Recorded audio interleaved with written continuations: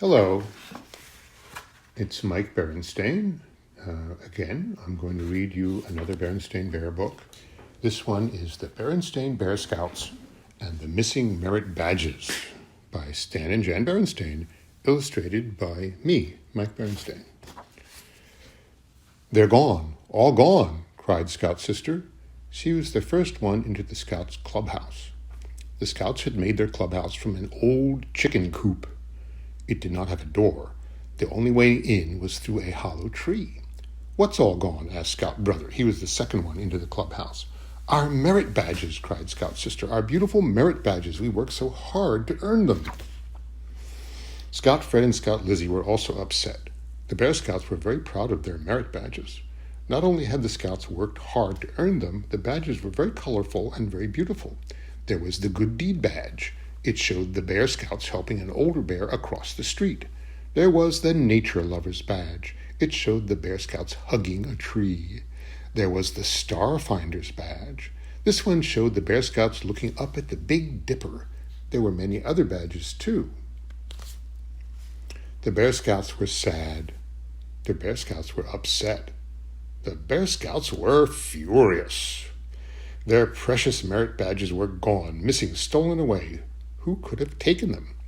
It was a mystery, the mystery of the missing merit badges. "We must solve the mystery," said Scout Brother. "First we must look for clues."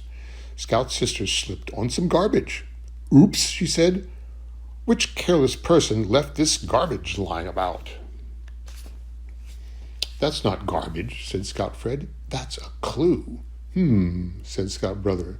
"A banana peel, some pea pods, and some corn cobs." "I hear a snuffling, chomping sound," said Scout Lizzie. The sound came from Mrs. Pig's pen. She was eating her favorite food, garbage.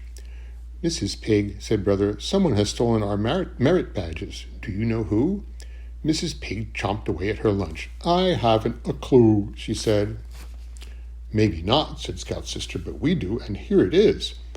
"A banana peel, pea pods, and corn cobs," said Mrs. Pig. "Sorry, not my kind of garbage. As you can see, I prefer apple cores, potato peelings, and broccoli stalks.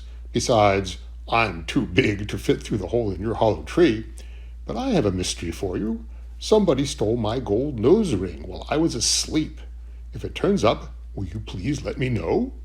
"Of course," said Brother, "but what we need now are more clues." "Look," said Fred, "black and white fur on a thorn bush." Said Lizzie. "Who's black and white and answers to the name of Bossy?" "Mrs. Cow," cried Sister.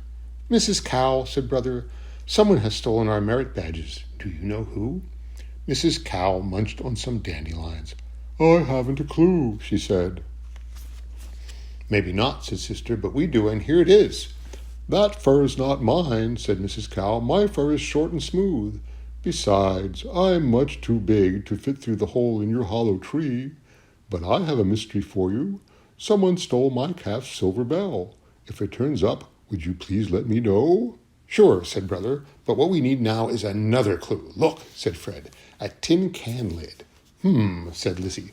"Who eats tin cans and likes to butt Farmer Ben with his horns?" "Mr. Goat." "Mr. Goat," said Brother, "someone has stolen our merit badges. Do you know who?" Mr. Goat sharpened his horns on a rock. "I haven't a clue," he said. "Maybe not," said Sister, "but we do, and here it is." "I'm off tin cans. They upset my stomach," said Mr. Goat. "I'm on a soft diet now. Besides, my horns are much too big to fit through the hole in your hollow tree. But I have a mystery for you. Someone has stolen my prize blue ribbon that I won at the fair. If it turns up, would you please let me know?" The Bear Scouts nodded yes, but they were discouraged. "What should we do?" said Sister. "We're fresh out of clues," said Fred. "And there's no one left to ask," said Lizzie. "Oh, but there is," said Brother. "We can ask Dr. Wise Old Owl." "Of course," said Sister. "Dr. Wise Old Owl knows everything." "Dr. Wise Old Owl, Dr. Wise Old Owl," called Brother. "Someone has stolen our merit badges. Do you know who?"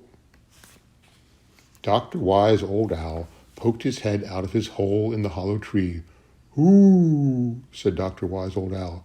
"Who took your badges? Well, you may ask. It was no robber, though he wore a robber's mask." Then he yawned a big yawn and went back into his hole. "It was no robber?" said Scout Sister. "Even though he wore a robber's mask?" said Scout Fred. "Who can it be?" asked Lizzie. As the Bear Scouts sat and thought, the sun began to set. "Look!" cried Lizzie. The Scouts saw Mr. Raccoon coming out of his den for his nightly prowl. The Bear Scouts knew 3 things about Mr. Raccoon. He was fond of garbage, loved brightly colored and shiny things, and wore a robber's mask. When Mr. Raccoon was out of sight, Sister, who was the smallest Scout, crawled into his den and found the missing merit badges, along with Mrs. Pig's gold nose ring, Mrs. Cow's calf's silver bell, Mr. Goat's prize blue ribbon, and the tin can.